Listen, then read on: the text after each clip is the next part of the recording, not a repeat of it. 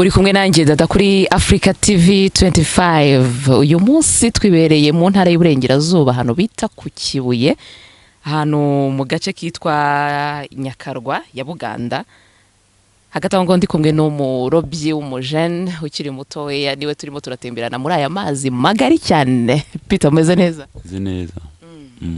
Uyu munsi turi ku cyumweru, urumva umeze ute? Meze neza, ndashima Imana n'abantu benshi. Hari abantu bajya bavuga ngo ndashima Imana n'abantu bakeya, noneho uravuze ngo ndashima Imana n'abantu benshi. Kubera iki? Ndashima Imana n'abantu benshi kubera ko uko twaba tumeze kose tuba tugomba gushima every day, tugashima kuko tuba twaramutse aba abantu babagiye. Rero ni ishimwe rikomeye kuba umunsi nyine wakeye. Aba ari ibintu byinshi Imana yaduteguriye. Hanyuma ndabona rwose n'akazuba kabyutse karasa, ibintu bimeze neza. Ariko se nka Peter turi kumwe, umujene ukiri mutoya, turimo turatemberana muri aya mazi. Peter, ubusanzwe uri umurobyi? Nkora mu bworozi bw'amafi, nkora ijoro, ibyo si byo nkora gusa, kuko ndi n'umuririmbyi. Uri n'umuririmbyi? Ufite impano yo kuririmba? Yego. Hanyuma se Peter, uririmba iyihe njyana? Afrobeat. Afrobeat na Zouk? Zouk. Waturirimbira muri aya mazi rwose ubundi ibintu bikagenda neza? Yego. Hanyuma wenda uraza kuturirimbira nyuma. Ariko se nk'abajene batuye hano ku Karwa, cyangwa se batuye wenda muri izi quartier hafi ahangaha, ubusanzwe mubayeho muti? Imibereho ya hano rero bagiye bakora nyine akazi gatandukanye, ariko cyane cyane kerekeye ku mazi. Uburobyi, abana benshi bakunda kujya kujya kuroba mu mazi. Abandi baba bari ku ishuri, ariko abenshi iyo bavuye ku ishuri baguze indobo baraza nyine bakaroba nimugoroba bavuye ku ishuri. Urubyiruko rwa hano rero i Ruganda bakunze kuroba akenshi, ubundi baba bagiye mu gukora mu mishinga itandukanye, ubuyede, igifundi. Ni ukuvuga ngo usibye wenda uburobyi hano i Ruganda mu karere ka Karongi mu ntara y'Iburengerazuba, ni ukuvuga ngo usibye uburobyi wenda hari ukuntu usanga nk'abajene bavuga ngo twebwe rwose turiyigira mu buhinzi. Ese ahangaho ni ukuvuga ngo abajene benshi bo biyizira mu mazi, bakora imirimo yo mu mazi? Akenshi baza mu mazi, niko navuga. Yenda bakeya baranyonga mu muhanda. Ni amagare atwara abagenzi? Yego. Ariko akenshi baba bari hano mu Kivu, niko navuga. Bibereye mu Kivu. Hanyuma se nko ku bijyanye wenda n'amafi, ngerageza ahangaha nsanga hari abarimo bararoba, ariko se nanone ku bijyanye wenda n'amafi muroba cyangwa se nk'akazi mukora mu buzima bwanyu bwa buri munsi, ese ni ikintu gishobora kuba cyateza imbere nk'umuntu w'umujene akavuga ngo reka ngewe ikintu mpisemo wenda cyo gukora cyangwa se cyo kwikorera nigire mu burobyi? Birashoboka. Aya mazi y'ikiyaga cya Kivu nyine harimo babona umusaruro.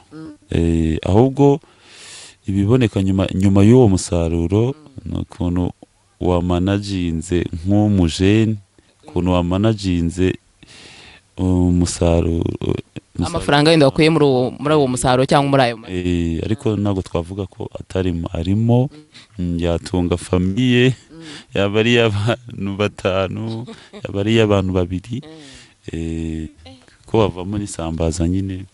Yego. Hanyuma wenda nko ku mujene, umuntu ukiri mutoya wenda utari wagira umuryango, ese nibura wenda ku munsi mu bijyanye n'uburobyi yakoze ku munsi yakwinjiza nk'amafaranga angahe? Bishobora kuba 5 cyangwa 4 mu ijoro. Ubwo ni uvuga ngo ku wakoze ijoro waraye aroba ijoro ryose? Akenshi n'ubundi bakora ijoro. Hari abakora bwinda gucya bakageza wenda nka saa moya za mu gitondo, cyangwa saa 2 babyutse saa 10. Hari abandi bagenda saa 12 z'umugoroba bakaza gukurura niko babyita ubwo gukurura no kugira ngo gukurura amafi urwiru babyita urwiru rwa mbere saa 3. ubwo abo bajemo saa moya bavamo saa 3 bakitahira oya ntabwo bahita bataha barimuka bakajya ahandi gutegera ahandi ushatse kuvuga ngo abo bari amafi ababaye makeya bakajya kuyashakira oya nababaye makeya ahubwo nyine babimutse bagiye kuroba n'ahandi kuko baba bavuye aho baharobye baba bagiye kuroba n'ahandi kugira ngo bakomeze barebe nyine ko babona izisumbuyeho kuzo babonye. Yego. Ese wenda kubijyanye n'uburobyi bw'amafi mu mazi, ese nk'abo ngabo wenda baza bakaba baroba nijoro, hari n'abaroba ku manywa? Bageze saa moya z'amanywa cyangwa saa 2. Ni ukuvuga ngo ugeze hano mu Kivu mu masaha amaze guke wenda saa 3 saa 4 saa 5 nta murobyi burimo? Ntago abarimo. Ni ukuvuga ngo uburobyi bw'amafi muri iki Kivu cyo ku Kibuye, ni ukuvuga ngo uburobyi bwaho bukorwa nijoro gusa? Nijoro nayo masaha navuze ya mu gitondo kugeza saa 2. Ubundi twavuga bw'uburobyi ni ukorora muri ahantu hamwe, niko navuga bari ahantu hamwe bw'amafi manini ya tilapia, bwo borora nyine bari ahantu hamwe, ni ukugumaho mukazasarurira aho muri aho, ariko ubundi buri hanze butandukanye n'ubwo uwo muntu nyine yaba yarazanye ahantu agakaba nk'ahantu nyine, niko agakaba nk'ahantu nyine twavuga ko we aguma nyine aho naho nyine agumira, ariko abandi b'abarobyi baragenda bakazenguruka amazi yose mu gitondo saa 2 baba bageze imusozi. Yego, bazanye umusaruro bakitaho bagateka, abajya kureba famiye bakajya kuzireba, n'abajya kureba ibintu bigiye bitandukanye bakajyayo. So ubwo amanywa kumva birirwa nyine. Ni ukuvuga ngo biroroshye ku muntu ukora uburobyi bw'amafi ko ashobora wenda kuba yabivanga n'indi mirimo bitewe n'uko ari akazi akora mu gihe cya nijoro, ku buryo wenda ku manywa yajya gushaka n'ibindi biraka. Yego birashoboka, niko binameze. Hanyuma se uburobyi bw'amafi ubundi akenshi cyangwa se na mbere byayaga byumvikana ko ari nk'umurimo abantu b'igitsina gabo. Ese uburobyi bw'amafi n'abadamu cyangwa se abantu b'igitsina gore, harimo abakobwa cyangwa se abadamu nabo babigaragaramo? So barafasha nyine, nibo baza kurangura, nibo baza kugurira abo bagabo. Bo ntago abadamu ntago bakunze kujya mu bwato, kereka ahantu numvishe bita ngo ku nkombo, ntago mazi neza, ariko ni mu Rwanda. So nibo ngo bajya bamwe na bamwe njya mbabona ku mafoto, ariko ntago nababona face to face, ntago nababona amaso ku yandi. Ariko abadamu nyine bafasha nyine abo bagabo baba bagiye ku mazi kugura isambaza. No kuvuga ngo abadamu nibo no kuvuga ngo hano Nyakarwa ya Ruganda, no kuvuga ngo abakora uburobyi bw'amafi n'abantu b'abagabo cyangwa se b'igitsina gabo, n'abasore n'abagabo. Nta mudamu ujya ujya mu mazi ngo abashe kuba nawe yaroba. Oya. Barategereza mu gitondo bomotse, noneho bakabagurira izo sambaza, akaba aribo bajya kuzicuruza mu masoko nyine, mu isoko. No kuvuga ngo nta mudamu ushobora, nase ubona biterwa n'iki? Ko batabyiyumvamo, ni ubwoba bw'amazi bwo gutegereza ku nkombe ngo abariho bagira ubwoba, ahubwo ubwo ni ubwo burobyi bukorwa nyine bwa hano mu mazi nyine.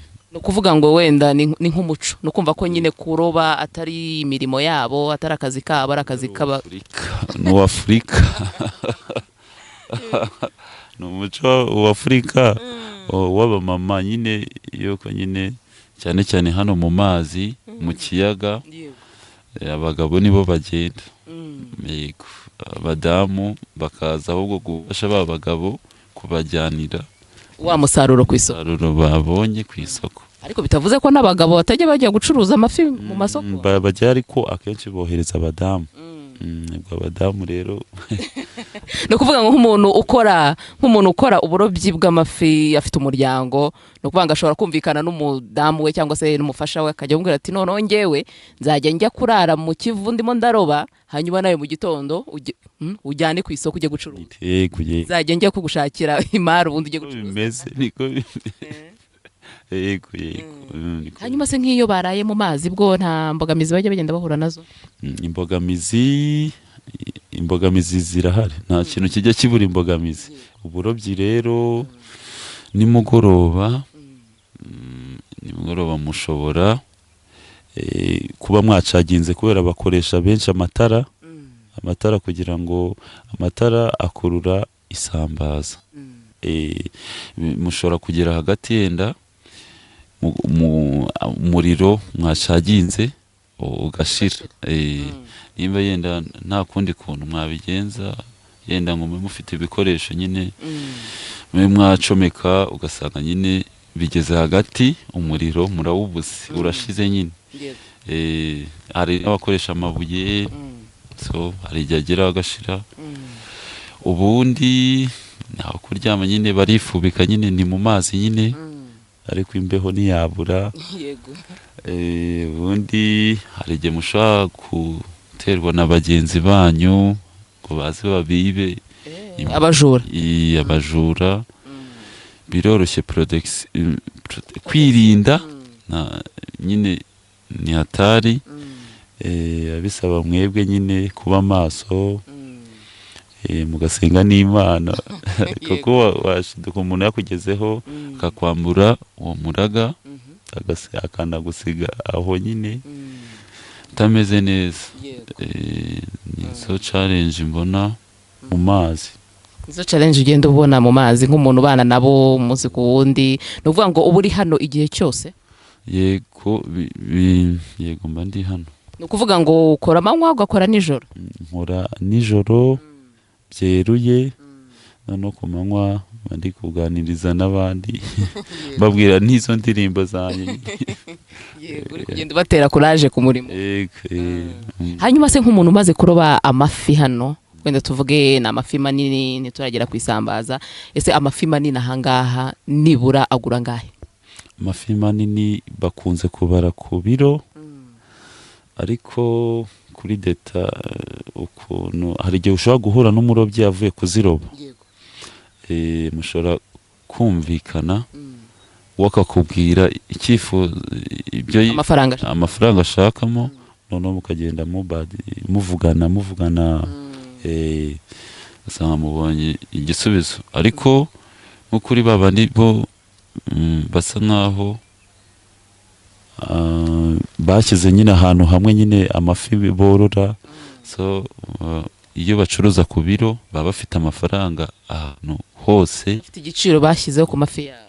Yego, bitewe n'ukuntu amasoko ku isoko bihagaze. Wenda muri rusange, wenda ugendeye ku giciro cy'abo bantu bashyizeho ibiciro by'amafi yabo, ese bo ntabwo ari ikintu gihoraho cy'igiciro gihoraho. Nuvuga ngo biterwa n'iki? Biterwa n'uko izuba ryaramutse n'isoko rihagaze. Oya, n'isoko mu mujyi no ku mazi. Muvuga ngo nk'uyafatiye ahangaha ku mazi yafatira nkangahe? Aba ari makeya. Ni nkangahe nibura ugereranyije? Nka 4,500 ku kiro. Hanyuma se wenda nk'umuturage utuye inaha, utajya we utaroba, udakora uwo mwuga wo kuroba, ese bwo ayo mafaranga ashobora kuyigondera ku ifi nawe akarya ifi nk'umuntu utuye hafi y'ikiyaga? Yego, ahubwo baba bakunda nyine ayo mafi. Hari n'izindi sambaza ntoya. Hari abadamu n'abasore babishoboye bajya baza mu gitondo kureba abo barobyi bavuye ku mazi, bakabafasha kuzikura mu mitego. Noneho bakunze ba nyir'umuraga, ba nyir'umutego babahemba injanga. noneho injanga bo bakazikoresha nyine icyo bashaka, yaba ari ukuzijyana mu rugo. Rero biba buri gihe, noneho ugasanga isambaza basa nkaho bazihaze ipfa nyine ryashize. Ni ukuvuga ngo nta femba y'isambaza kuri bo, ashobora kuba nanone hari igihe yana ku isoko atageze mu rugo. hari igihe nanone bagira amatsiko y'iyo fi nyine nini, bitewe n'ifi yabonetsemo. noneho yaba ari nka mugenzi we wayibonye akavuga ngo ngiye ndiyemeza nyigure. ariko nanjye nyirige numva uko imeze. Kenshi abantu bo ku mazi ntago bafite amatsiko ibyo mu mazi cyane nk'abantu bari mu migenda bitinda kugeraho. Yego, bitewe n'uko babana nayo, barayarya uko bayakeneye. Hanyuma se nk'iyo wenda tuvuge nk'urugero tugeze wenda ku bijyanye n'isambaza, ese bwo ni buri munsi cyangwa se ni buri gihe abarobyi bagera mu mazi wenda uwo musaruro bakaba babasha kubona? So niko twavuga ko mu mwaka ari buri gihe, ariko bagenda bagira ibiruhuko. Bagira ikiruhuko mu mwaka, bagiramo ibiruhuko. Hari n'igihe bafunga amezi 2 guhera mu kwa 8 kugeza mu kwa 9, bakareka amazi nta muntu ujyamo kugira ngo umusaruro wiyongere. Baba bamaze nyine, ubwo ni uguhera mu kwa 1 baroba bakageza mu kwa 8, noneho kugeza mu kwa 9 rero uhereye mu kwa 8 barayarika, umusaruro ukiyongera. So noneho bakazagarukamo nyine baje kuroba.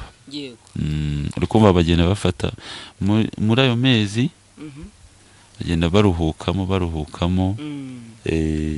Hanyuma se hano ni buri muntu wese ushoboye kuba yaroba, abyuka mu gitondo akavuga ngo reka nanjye njye mu Kivu njye kwishakira amafi wenda njyane ku isoko, cyangwa se mbashe no kuba najyana mu rugo njye? Bagira koperative. Ni koperative, nuvuga ngo kugira ngo ujye mu mazi ugomba kuba ufite aho ubarizwa, kwiyunga ku bandi. Bagira koperative, bahuriramo n'abandi. Ni ukuvuga ngo nta muntu umwe ujya mu mazi ngo arobe. Yego, babishyize nyine ku murongo. Yego, nimba ari utwato dutoya, nimba ari amanini, bagira ahantu bagira ntabwo twavuga ko ari koperative, ariko nanone byenda kumera nkabyo nyine. Ingenzi ni uko muba mwishyize hamwe kandi mukageraho umubare. Yego, bakagira nk'umusanzu batanga, yenda aho bita kuri poroje, ubwo ni ahantu bakusanyiriza umusaruro. Yego, ubundi uwo musaruro ukajyanwa ku isoko. Yego. Ni ukuvuga ngo niba ari nk'umujene ushatse kuba yavuga ngo nanjye reka nshaka ikintu nkora mve mu rugo, cyangwa se ndeke kuba najya no mu bindi bikorwa bidafite umumaro, mbyuke mu gitondo njye nigira kuroba, nuvuga ngo bisaba ko agomba kuba yabanje muri iyo koperative kugira ngo yinjire mu mazi. Kwiyunga ku bandi. Icyo gihe yafashwe ataba muri koperative bigenda bite? Bamuhana nyine, baramuhana bakajyana nk'akaraga ke, bakajyana n'ubwato bwe, no kugira ngo bazabukureyo bakamuca amande. Noneho yazumva ibintu bigiye ku murongo akajya hamwe n'abandi. So kujya hamwe n'abandi ntabwo ari ukuvuga ngo mujye kurobana, nko bakwandika ahantu nyine nawe ukazajya utanga yenda nk'ibyo abandi batanga, niba ari umusanzu wo kugura yenda ubwanikira aho hantu bajyana umusaruro. So nuko. Iyi ni Africa TV 25 gikomeje gukurikira hagati aho ngaho. Turakibereye mu kiyaga, turakibereye mu mazi, turacyari mu Kivu, ndi kumwe n'umujene umurobyi w'umujene ukiri mutoya, tugenda twiganirira mu mazi. Hagati aho hari nk'abantu baba batinya amazi. Umuntu utinya amazi nkawe Peter wibera mu mazi, reka mbivuge gutya, wibera mu mazi, niki wamubwira? So ngiye rero amazi kuyatinyuka buri mu buryo bwinshi. Hero kwambara nk'iyi jiri, inoza nambaye iyi jiri. So kubanza kwishyira mu mahoro mu mutima, kwimahoro neza. Yego, undi nyine mukaba muri mu bwato nyine muri kubibona nyine. So ubundi amazi amazi nta muhanga wayo. Ivuze ngo nta muhanga wayo mpita nikanga. Nta muhanga wayo amazi, ariko nyine biringaniye, umuntu arabyiga gake gake akabimenya koga. Ni ukubimenya ariko ntabwo waba umuhanga. Nta muhanga wayo, kuko nyine ukuntu umubiri, nyine ukuntu umuntu akoze ntawamenya. Mu mazi ntawamenya, ushobora gupfa cyangwa ntupfe. Birashoboka byose mu mazi iyo urimo. Peter, reka mbe ngushimiye. Yego, ndabashimiye.